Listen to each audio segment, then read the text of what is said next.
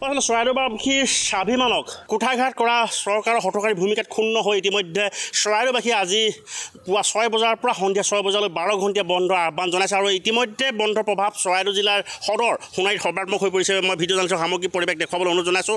আচলতে ইতিমধ্যে চৰাইদেউ মৈদাম ক্ষেত্ৰ আচলতে চৰাইদেউ জিলাত অন্তৰ্ভুক্ত কৰা দাবীক লৈ এনেদৰে চৰাইদেউ জিলা সীমা সুৰক্ষা সমিতিৰ লগতে চৰাইদেউ দল সংগঠনে স্বতঃস্ফূৰ্তভাৱে এই বন্ধ ৰূপায়ণ কৰিছে আৰু মই সোণাৰীৰ পৰিৱেশ দেখুৱাইছোঁ। ইতিমধ্যে এখন ব্যক্তিগত যান বাহনৰ বাদে আৰু আচলতে কোনো দোকান পোহাৰ খোলা হোৱা নাই আৰু ইতিমধ্যে চৰাইদেউ জিলাৰ সদৰ সোণাৰীত ইতিমধ্যে বন্ধ প্ৰভাৱ সৰ্বাত্মক পৰিছে আৰু মই পোনে পোনে এই দৃশ্য দেখুৱাই আছোঁ। আৰু এটা কথা ক'বলৈ বিচাৰিছোঁ, 2015 চনত অবিভক্ত শিৱসাগৰ জিলাৰ পৰা চৰাইদেউ জিলা ঘোষণা কৰা হৈছিল, কিন্তু 2015 বৰ্ষৰ পৰা আচলতে ভালেকেইটা বৰ্ষৰ আচলতে চৰকাৰী বিষয়া কৰ্মচাৰী চৰকাৰী নেতা পালিতে আচলতে চৰাইদেউ জিলাক লৈ আচলতে চৰাইদেউ সীমাক লৈ আচলতে কোনো এটা সুস্পষ্ট নীতি তেওঁলোকে নিৰ্ধাৰণ নকৰিলে আৰু যাৰ পৰিপ্ৰেক্ষিতত আচলতে চৰাইদেউ সীমাৰ পৰা বাদ পৰি ৰৈছে চৰাইদেউ মৈদাম ক্ষেত্ৰ আৰু ঐতিহাসিক চৰাইদেউ মৈদাম ক্ষেত্ৰ বাদ পৰি থকাৰ ক্ষেত্ৰত ইতিমধ্যে চৰাইদেউ জিলাবাসীয়ে ইতিমধ্যে তীব্ৰ তেওঁলোকে প্ৰতিক্ৰিয়া প্ৰকাশ কৰিছে আৰু শেহতীয়াকৈ আচলতে প্ৰতিক্ৰিয়াৰ বহিঃপ্ৰকাশ ক্ষোভৰ বহিঃপ্ৰকাশ আজিৰ দিনটোত প্ৰতিফলিত হৈছে বুলি ক'বলৈ যিহেতু নেকি চৰাইদেউ মৈদাম ক্ষেত্ৰ চৰাইদেউ জিলাত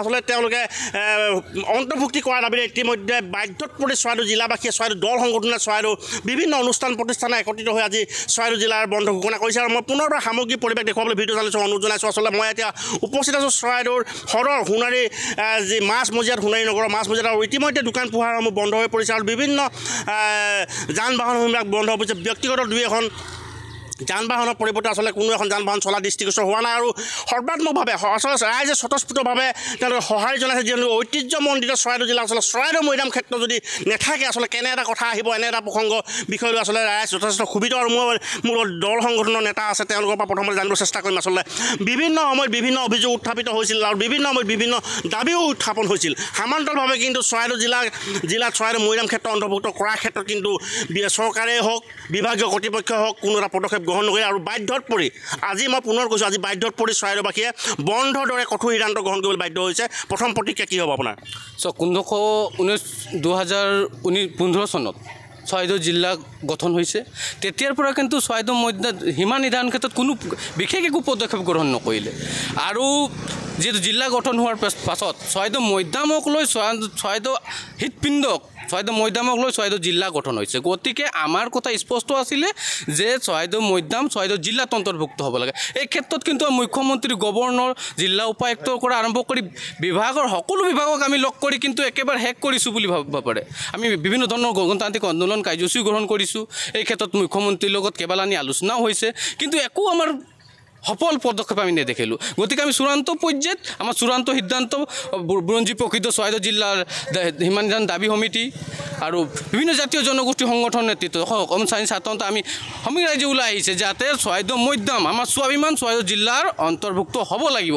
ইয়াৰ অন্যথা ইয়াত মানে আমি জংগী কাৰ্যসূচী গ্ৰহণ কৰিব লাগিব বুলি আমি ইতিমধ্যে সিদ্ধান্ত গ্ৰহণ কৰিছোঁ। কিন্তু আজি সেই প্ৰতিশ্ৰুতিতে আজি চৰাইদেউ জিলাৰ বন্ধ কাৰ্যসূচী গ্ৰহণ কৰিছোঁ আৰু এই ক্ষেত্ৰত কিন্তু চৰাইদেউ জিলাৰ সকলো জাতীয় জনগোষ্ঠী সংগঠন চৰাইদেউবাসীৰ ৰাইজ আৰু বিভিন্ন ধৰণৰ মানে সমাজিক সংগঠনে কিন্তু স্বতঃস্ফূৰ্তভাৱে সহায় কৰাৰ কাৰণে আমাক নিশ্চয় ভাল লাগিছে। আৰু ইয়াত কথা স্পষ্ট, আজিৰ পাছতো যদি তেখেতসকলে যদি এই ক্ষেত্ৰত একো ব্যৱস্থা গ্ৰহণ নকৰে কিন্তু আমি বহি নাথাকোঁ। চৰাইদেউ জিলাৰ যি স্বাভিমান আমি চৰাইদেউ মৈদাম ক্ষেত্ৰ চৰাইদেউ জিলা অন্তৰ্ভুক্ত নোহোৱা পৰ্যন্ত কিন্তু আমি যুঁজি থাকিম, আমি লাগি থাকিম, আমি আমাৰ কাম আমি কৰি থাকিম। হয়, আছিল এয়া আছিল তেওঁলোকৰ মন্তব্য। কিন্তু এটা কথা ক'বলৈ অতি দুৰ্ভাগ্যজনক, আচলতে 2015 বৰ্ষত চৰাইদেউ জিলা ঘোষণা কৰা হ'ল।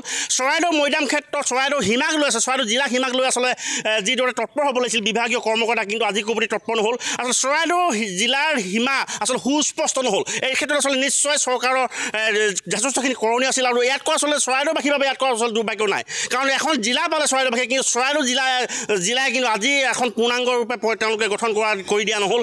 চৰাইদেউ জিলাৰ যি সীমা চাৰি সীমা যি সুস্পষ্ট কৰি দিয়া নহ'ল আৰু তাৰে পৰিপ্ৰেক্ষিতত আচলতে চৰাইদেউ মৈদাম ঐতিহাসিক চৰাইদেউ মৈদাম ক্ষেত্ৰ চৰাইদেউ জিলাত নোসোমোৱা ক্ষেত্ৰত আচলতে ইতিমধ্যে তীব্ৰ প্ৰতিক্ৰিয়া সৃষ্টি হৈছে। মোৰ লগত পোনে আৰু অন্য এজন কৰ্মকৰ্তা উপস্থিত আছে। প্ৰথমতে আপোনাৰ এটা কথাই জানিব বিচাৰিম, আচলতে চৰকাৰৰ যি এটা সিদ্ধান্ত, চৰকাৰে আজি কোনোপতি চৰাইদেউ জিলাৰ সীমা তেওঁলোকে নিৰ্ধাৰণ কৰি দিব নোৱাৰিলে, প্ৰথম প্ৰতিক্ৰিয়া কি হ'ব? চাওক, আজি আমাৰ চৰাইদেউ জিলা নিৰ্ধাৰিত মৈদাম কৰা নোহোৱাৰ কাৰণে আজি আমি বন্ধ দিয়াৰ কাৰণ এইটোৱেই হৈছে চৰকাৰে আমাৰ কথা কোনো প্ৰক্ৰিয়াতে মানি নলয়। সেইটো কাৰণে নমনাৰ কাৰণে আমি এই বন্ধটো চৰাইদেউত দিয়া হৈছে। গতিকে অনাগতত দিনত চৰকাৰে এই চৰাইদেউ মৈদাম চৰাইদেউ জিলাত অন্তৰ্ভুক্ত নকৰিলে আমি ইয়াতকৈ জংগী আন্দোলন কৰিম বুলি বাধ্য হ'ম।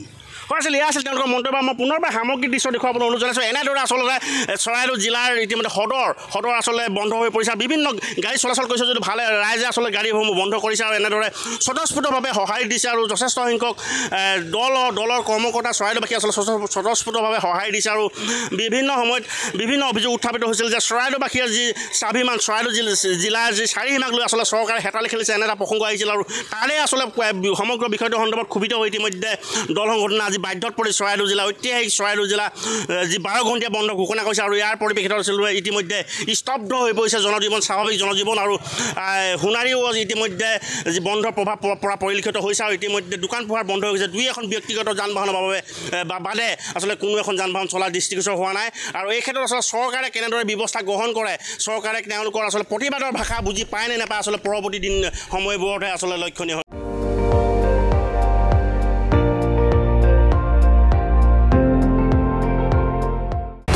আপুনি চাই আছে ND24 সৰ্বশ্ৰেষ্ঠ নহয় সৰ্বোত্তমৰ দৌৰত।